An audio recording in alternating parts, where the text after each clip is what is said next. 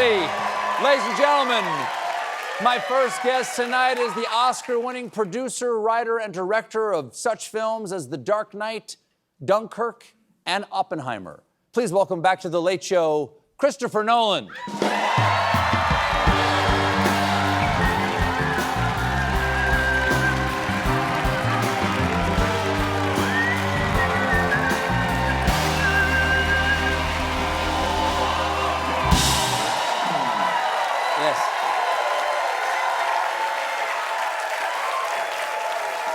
Nice to see you again.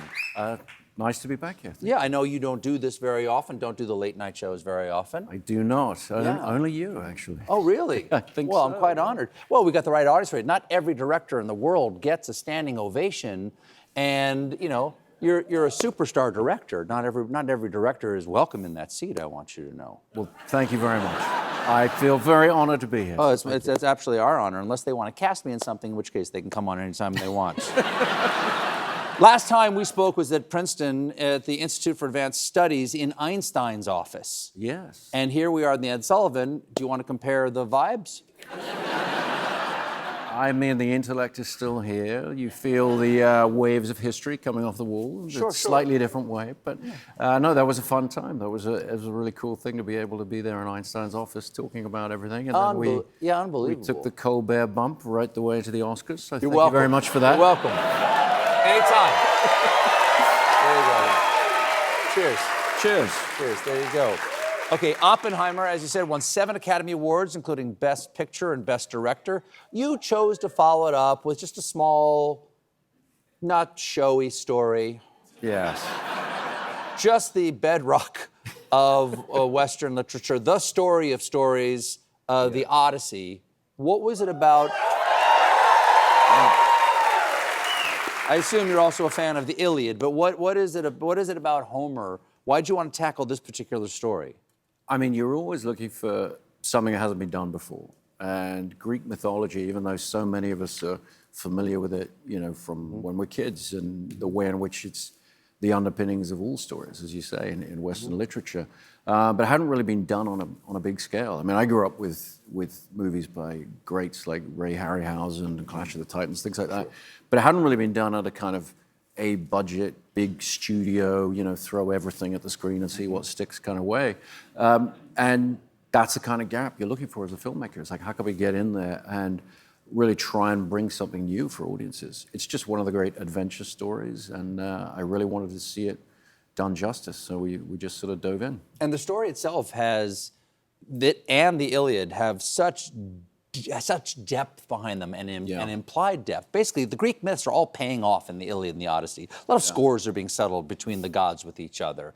And I know you don't want to give anything away about the film, but are there gods in it? Or is there any of the supernatural? Because Troy, like the movie Troy, it had none of the gods in it. Do you have any of the gods in it?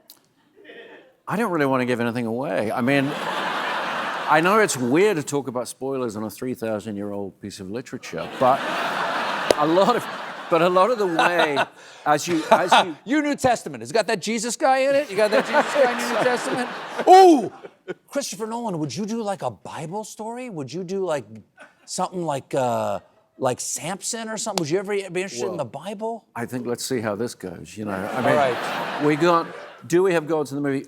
You know, a lot of this is about the way in which we're taking these things on. You know, we're trying to put all of the elements, we're trying to put all of the things in there that we all kind of remember about the Odyssey. You got a horse, I'm guessing. We have a horse. That much I can tell you. We have a horse. We have a horse. You got Odysseus. We have Odysseus. We have Telemachus. We have Penelope. We have this whole idea of what's going on in Ithaca. And this hero trying to get back to his family. I mean, really, it's a story about a family. And this is a world where people saw gods in everything, everywhere. So the thunder, the tides coming in, the wind blowing, that's all evidence of divinity that they're surrounded by. So what we're trying to do is take the audience and put them in that world and put them in that mindset, which is hopefully a good non-answer to your question. Yeah. Okay. I'm going to take that as a yes. Thank you very much. Okay, Matt Damon plays the title character Odysseus. You've worked with him before in Interstellar and Oppenheimer. Those are both great roles, but supporting roles in that. Why'd you risk one on Damon? Why did you? Yes, he's talented. Yes, he's handsome. Yes, he's intelligent. But we tried him out a couple of times. Okay, you know, just to see and everything. And no, I mean, look, the great thing about working with people who are just incredibly good at what they do, like Matt is, just one of the greats. I got to do a couple of movies with him, and then I got really that thrill of being able to call him up and say, "How about Odysseus?" And you know, it's a one-word pitch. It's right there. And I warned him. I said, going to be very hard. And he's like, yeah, I know. I said, no, it's going to be very hard. He says it's the hardest film he's ever made. I think for all of us, it was an incredibly challenging movie in all the right ways. I mean, I like to say it was a nightmare in all the right ways. Right. It's a lot to take on. It's the Odyssey. It's the greatest epic in literature. And so it should be difficult. We did want to get out there and really try and do a lot of these things for real, really get out there on the seas, climb the mountains, go in the caves, all of that. You got all the gods to deal with. Here you go. There you go. And in one way or another, there's a certain odds towards that. Would you be comfortable in revealing whether you shot this film in order, like in order of the story? Would you tell us that? Well, the story's written in a non-linear way. It's the original kind of non-linear narrative. You start, kind of halfway through the story. He's telling a lot of the story to in the Nausicaa's father's palace or something like that. Well, what we're jumping off from is the Ithaca. So we start in Ithaca. Okay. We start with the Song of Odysseus. We start with this story. Everyone is sitting there going, okay, we know the Trojan War ended 10 years ago. Where is he? He hasn't come back. He left 20 years ago. And things are not altogether wonderful in his kingdom. Because Penelope's having to put off all these suitors who want to be the new king. Exactly. So Penelope's played by Anne Hathaway, who I've also worked with a couple of times before. Did you catch that Devil Wears Prada movie? I watched it last night. Yeah. It was fabulous. Yeah, fantastic. With Emily Blunt as well and everything. Yeah, terrific. Yeah. And her son is played by Tom Holland, who's also amazing. Who I've not worked with before, but would love to work with again. I mean, he's just an incredible talent, as everybody else but me knew before I sort of got into it with him. But he's so great. And they're, holding the fort in Ithaca, fending off the suitors. The lead suitor is played by Rob Pattinson, who I've also worked with before. So it really is a story ultimately about homecoming. She was Catwoman. He was Spider-Man. He was the Batman. And we have Jason Bourne as well. Is it Jason Bourne? Yeah. Would we are superheroes directly related to these sort of Greek heroes? Very directly. They are. I mean, they're the original superheroes. And a lot of, even comic book culture, whether you're talking about Marvel or DC or all the rest, a lot of it comes pretty directly from the Homeric epics. And the thing about Homer is nobody knows if that was a person. They don't know. Homer in a way is the sort of George Lucas maybe of his time. Nobody really knows who this person was or whether it was more than one person. We don't even know if Homer was Homer's name. Exactly. After all, Ovid was Ovid's middle name, so you never can tell. Oh, there you go. You're pulling rank again. But that's, yes. Thank you. Publius Ovidius Naso. I don't have to tell you. Oh, man. You don't have to tell me because I wouldn't know what the hell you were saying. But absolutely. The thing about Homer is, it's the marvel of its day. That's the thing. And so I think there's very directly this desire for us to feel or believe that gods could walk amongst us. And I think the modern comic book is kind of our expression of that. When did you first encounter the Odyssey? I think, like a lot of people, it was... I think it was like a school play that, I was one of the younger kids and the older kids, I was probably only 4 or 5. They were doing some kind of, primary school, elementary school production where they had, him strapped to the mast and the sirens and, did some version of the horse and whatever. It's a story that we all kind of know a bit about. And we've made the film really for people who haven't read it and don't know anything about it and could come to it really fresh. But, a lot of people have a really interesting relationship with this literature. And one of the things I found as I was adapting it was it's basically all the other films I've done before. All those stories are in there, whether you're talking about Interstellar or The Dark Knight, all these bits and bobs, they all come from the Odyssey. So you get to kind of, revisit that and look at it in its original form. Well, speaking of revisiting that, we have an unusual treat. Christopher Nolan and our friends at Universal, hello Universal, have brought us a brand new trailer. No one's seen this, right? No. Okay, for the Odyssey. Absolutely.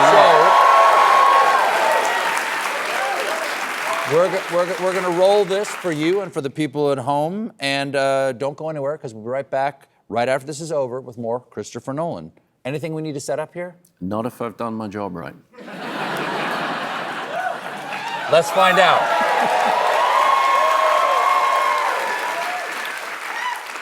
Yvonne.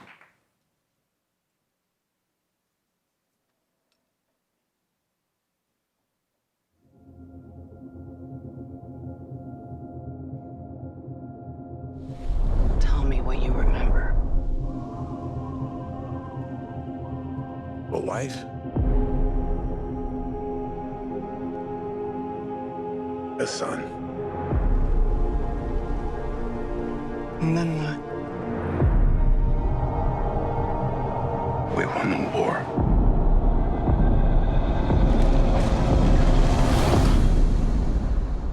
Help me go home.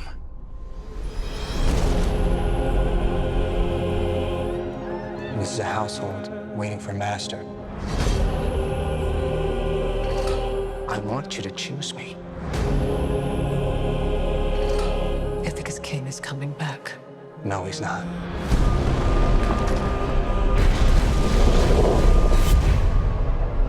What would he do if he came back here and find all these suitors in his house?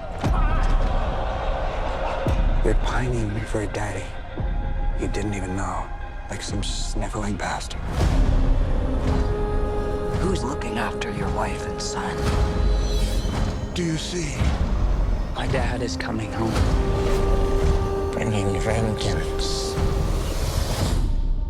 Bringing it all.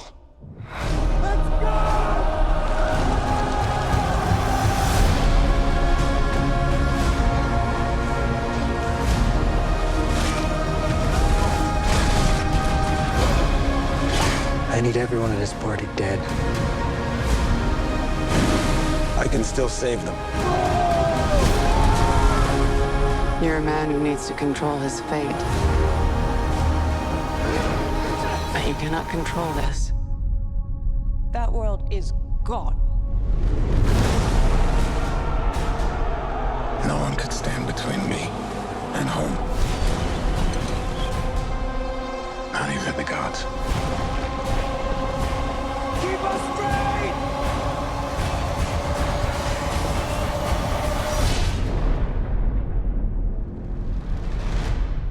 I think it's asleep.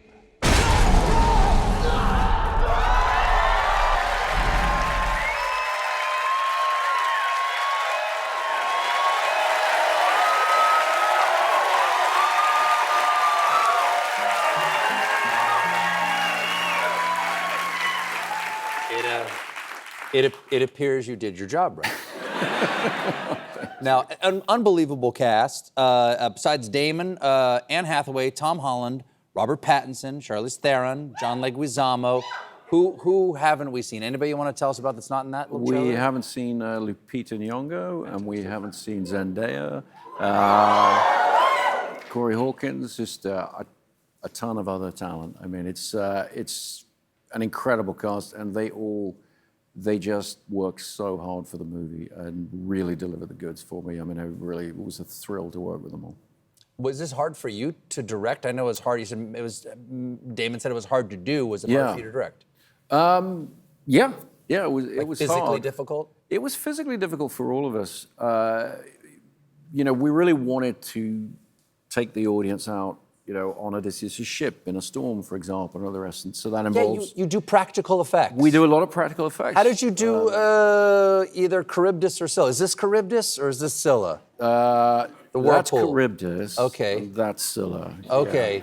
Yeah. You just pull the drain in a tub and film that going down or something? I don't want to reveal all the tricks. I mean, I will say. Or did you actually get a god to do it for you? Did you? I will say we used pretty much every technique in the book on this movie. We really tried to do everything, but we do try I mean, I have an incredible visual effects supervisor, an amazing team of artists who work on it. But we try to do our job, which is to get as much in camera, as much on screen as possible before they have to kind of add that little, a little bit extra. So yeah, really, we've tried a lot of different techniques in the film. I think I caught a glimpse of fur in there. Uh-huh. Is that Odysseus's dog Argos? It is indeed. Wow. It is indeed. Which is one of the greatest moments in the whole story. It's no spoilers. No spoilers. No spoilers, but yes, it is one of the greatest moments in the story. It's really one of the things that hooked me. I'm a new dog owner. Really? Came on. That's nice. Yes, thank you. Like new to dogs? New to dogs. A new dog? I'd never had a dog growing up. Oh, really? Didn't have a dog when my kids were young. We denied that, and then as soon as they left for college, we got a dog. And then How I do thought they feel about that? They were a little bitter, but they love the dog too when they get to visit. And I decided to do the Odyssey because it is the ultimate dog story. The film was shot entirely. It's the first film shot entirely on IMAX cameras. Yes. Okay, what does that mean to you as a director? Why'd you want to do that, and what are the challenges of that? I fell in love with IMAX film when I was about 16, going to films at the Museum of Science and Industry in Chicago, like documentaries that were shot on IMAX. And I always felt like, what if you told a giant Hollywood story in this format? So on The Dark Knight, I convinced the studio, I convinced IMAX to let us try and do our action sequences, which we did, just the action scenes on IMAX. And then over the years, I've tried to use the format kind of more and more. Things like Interstellar and Oppenheimer and everything, we tried to do more and more of the film. But what I always wanted to do was do the entire movie that way. Couldn't do it because the cameras are so noisy. Literally, the Literally, mics would because pick up the camera. film is huge. It's this giant, medium format size film. So it's running through 24 frames a second, this massive film. So it's a very, very noisy camera. So as the software solutions sort of filtering out camera noise got better, I did tests with some of the stuff I'd shot with Killian on Oppenheimer, where the IMAX camera's very close and he's speaking and we had ADR'd it. And I could uncover his original dialogue, but he was shouting over the camera, so it was the wrong performance. And that's the problem, is what we needed was a way to get an IMAX camera that you could actually shoot the dialogue. It could be as close as we are, and you could perform in front of it. And so we challenged IMAX to do that. We said, we're doing the Odyssey. This is the story. If ever there were a story where you want to do the whole thing on IMAX, this is it. So can you find a way to build an enclosure for the camera? They build us new cameras. They build us this box that you put the camera in. I mean, it's giant. It weighs about 400 pounds, but it silenced the camera. So we could, do very intimate scenes. It's a new between type the of actors. camera this was shot on. Brand new camera. Is this called the Nolan now? It is not. Actually, it's called the Keeley, and it's named after my friend David Keeley, who sadly passed just as we were finishing the dailies on this film, before we edited it. And he had been my IMAX mentor for, almost 20 years. And he's the guy who made so much of what we've done possible. And proud to say that before he passed, he was able to finish approving all of our last dailies and printing those. And we miss him greatly, but I'm thrilled. Yep. But I'm absolutely thrilled that he's memorialized in the name of this brand new camera, which is, IMAX film is the highest quality imaging format that's ever been built. Well, as you can tell from the audience and from me, people are very excited about your film. And obviously you're a great director and people want to see what you're going to do next. But there's something about this story itself, as you were saying before, strikes such a chord with people. What people may not know is that there isn't just the Iliad and the Odyssey. We know there were like 24 different epic poems that were about the Trojan War and afterwards. It was sort of the thing that every ancient poet had to take his crack at. The same way like a Renaissance artist had to do the Annunciation to the Virgin by Gabriel, or in the mid-20th century, every director had to do a Western or something like that. Right. What do you think it is about this story that still today resonates with an audience and still meaningful to us? I think there are a lot of things that go into that. I mean, yes, as you say, there's the mythological sort of background of the Trojan War and all of the different stories that come out of it. And that's where I liken it to something like Star Wars or Marvel or something, where you have this sort of history, this conflict that's bigger than whatever individual take on the story you choose. The reason I think the Odyssey is the most interesting of those takes is it's about family and it's about homecoming. It's very, very relatable. So even though you're dealing with an incredible character, you know, Matt plays the extraordinary, wily Odysseus, who's brilliant, you know, and a great warrior and all of these things, but ultimately he's also a husband and a father, and he needs to get back home to his family. And this is the story of, can he do that? Will he make it? You know, what will that journey be? Well, Christopher, thanks so much for being here. Always a pleasure to talk. Thank you. The Odyssey will be in theaters on July 17th. Christopher Nolan, everybody. We'll be right back with Dave Grohl.